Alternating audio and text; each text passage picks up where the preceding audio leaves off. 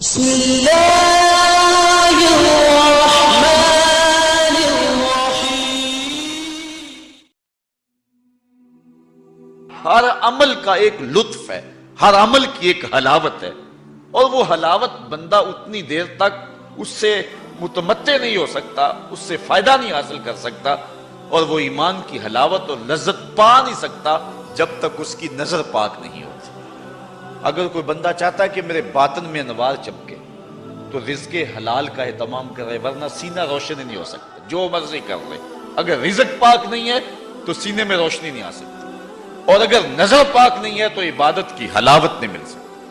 نماز پڑھتا ہے، سجدہ کر رہا ہے، قیام کرتا ہے، بس ایک مشق کر رہا ہے، لیکن اس کی ایک حلاوت ہے، اس کا ایک سرور ہے، اس کی ایک لذت ہے، اس کا ایک کیف ہے جو مومن کے سینے کے اندر جو ہے وہ چھا جاتا ہے۔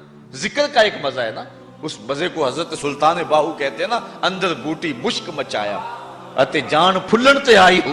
پھر وہ کیفیت بنتی ہے کہ نہیں بنتی ہے؟ تو وہ سرور بندے کو نہیں ملتا جب تک اس کی نظر پاک نہیں ہوتی۔ اگر نظر بگڑ جائے تو من سننا ہو جاتا ہے، اندر کچھ نہیں رہتا، اور پھر اگر انسان زنا جیسی بری خصلت میں مبتلا ہو جائے تو پھر اس کے پلے کیا رہے گا؟ اللہ تعالیٰ نے فرمایا کہ کرنا تو دور کی بات ہے، لا تقربوا الزنا، اس بری خصلت کے قریب بھی نہ جانا۔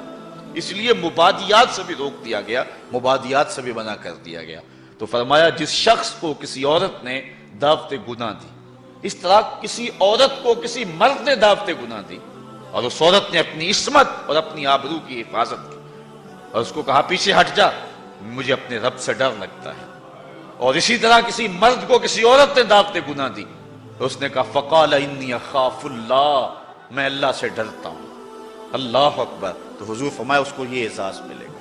امام یافعی نے روض الریاحین کے اندر لکھا ہے، ایک نوجوان کپڑے کی دکان پہ کام کرتا تھا، اور تھا بڑا پارسا اور بڑا خوبصورت، دل کا بھی ستھرا تھا، ظاہر کا بھی ستھرا تھا، من بھی سونا تھا اور تن بھی سونا تھا، بڑا خوبصورت تھا۔ ایک عورت خریداری کے لیے آئی، اس کا دل فریفتہ ہو گیا، اور اس نے ایک ترکیب سوچی اور دوبارہ آئی تو بہت زیادہ کپڑا خرید لیا، اور مال کے دکان سے کہنے لگی کہ میری گٹھڑی بھاری ہو گئی ہے، اس نوجوان کو کہو کہ میرے گھر چھوڑ آئے۔ مالک اس عورت کی نیت سے آگاہ نہ ہو سکا، اور اس نوجوان کو اس کے ساتھ بھیج دیا۔ جب وہ گھر میں داخل ہوئی، نوجوان کو گھر میں لے گئی، باہر سے دروازہ مقفل کر دیا اور اس کو دعوت گناہ دی۔ اس نے کہا انی اخاف اللہ، میں تیری بات نہیں مان سکتا۔ اس نے کہا کہ آج تو تجھے میری بات ماننا ہی پڑے گی۔ حیا سوز لباس بھی اتار پھینکا اور اس کو دعوت گناہ دینے لگی۔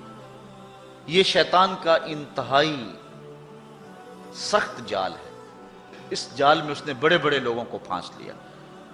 اب اس نوجوان کو وہ ورغلاتی ہے، کوشش کرتی ہے، لیکن نوجوان ہے کہ اپنی نظروں پر پہرے بٹھائے، آنکھیں بند کر لیتا۔ اس نے بڑے ہیلے کیے، بڑے جتن کیے، لیکن وہ نوجوان صرف سونا ہی نہیں تھا، اللہ کا ولی بھی تھا۔ اس نے بہت جال پھینکے، لیکن نور کو رسیوں میں جکڑا نہیں جا سکتا۔ خیر، وہ نوجوان کے دل میں بات آئی کہ شیطان کا یہ جال انتہائی خطرناک جال ہے، ابھی تک تو بچتا آ رہا ہوں، ہو سکتا ہوں کہ ابھی اس کے جال میں پھنس جاؤں۔ اس نے کہا کہ مجھے باتھ روم میں جانے دو، پھر میں آ کے تمہیں بتاتا ہوں۔ وہ اندر چلا گیا، پاخانہ کیا، اپنے ہاتھوں پہ کر کے پورے بدن پہ مل لیا، اور اسی حالت میں جب باہر آیا تو بدن سے بدبو اٹھ رہی تھی، عورت کا سارا نشہ اتر گیا۔ دروازہ کھول دیا اس نے، کہا چلا جا، تو کوئی دیوانہ اور مجنون شخص ہے۔ جب وہ دروازے سے باہر نکل رہا تھا، دل ہی دل میں اللہ کا شکر ادا کر رہا تھا، مالک میرا تن گندا ہو گیا، من تو ستھرا رہا۔ کائنات کا سب سے حسین چہرہ وہ ہے جو جنسی کالک سے محفوظ رہے۔ امام یافعی لکھتے ہیں کہ باہر پھر ایک چشمہ تھا، وہاں جا کے اس نے غسل کیا، اور جب تک وہ زندہ رہا اس کے جسم سے مشک و عنبر کی خوشبو آتی رہی۔ اب جب وہ فوت ہو گیا، لوگوں نے دفن کر دیا، یہ خوشبو اس کی قبر کی مٹی سے بھی آیا کرتی تھی۔ یہ اعزاز دیا اللہ نے، اس کو یہ تکریم دی۔ بعض روایت میں اس کا نام مغیرہ بتایا گیا ہے کہ لوگوں نے اس کا نام مغیرہ مشکی رکھ دیا، کہ وہ مغیرہ جس کے بدن سے خوشبو آتی۔ تو فرمایا وہ شخص جس کو کسی عورت نے دعوت گناہ دی، اور اس نے یہ کہہ کے قدموں میں بچھتے ہوئے حسن کی پیشکش کو ٹھکرا دیا، فرمایا کل قیامت کے دن جب کوئی سایہ نہیں ہوگا، اللہ اس جوان کو اپنی عرش کا ٹھنڈا سایہ نصیب فرمائے گا۔